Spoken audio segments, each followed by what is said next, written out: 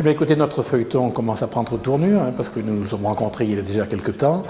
Donc, pour vous parler d'un village que nous avons conçu à Saint-Victor-sur-Loire, à côté d'un EHPAD qui s'appelle la Maison d'Annie, et lequel village a pour nom les Vespérales. Donc ce village a pour vocation de faire en sorte qu'un certain nombre de personnes qui se retrouvent isolées à un moment donné, même en habitant en ville, puissent venir trouver un lieu où elles auront un vrai plaisir à cohabiter avec d'autres personnes qui auront éventuellement les mêmes problématiques que les leurs, à savoir renouer du lien social comme c'est le terme à la mode. Alors ce chantier a démarré au mois de février de l'année dernière, 2018, et aujourd'hui on est à pratiquement 2 mois de la livraison, donc on est dans la dernière ligne droite pour que les candidats puissent éventuellement prendre une décision en connaissance de cause.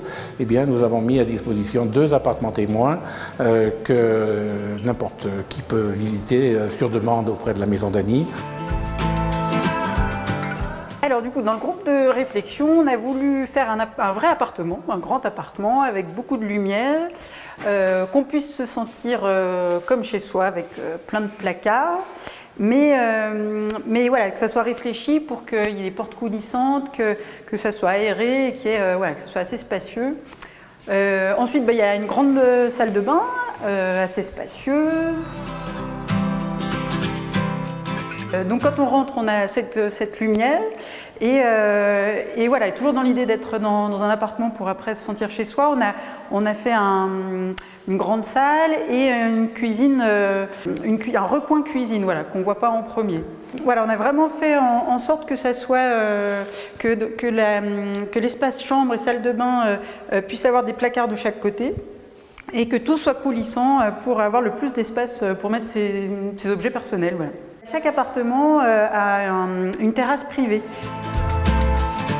Alors notre société est en charge de proposer des aménagements qui étaient adaptés pour les personnes seniors. Donc on a travaillé sur des produits comme celui-ci qui vont être ergonomiques, qui vont permettre de maintenir une sécurité maximum pour les personnes, d'éviter les chutes.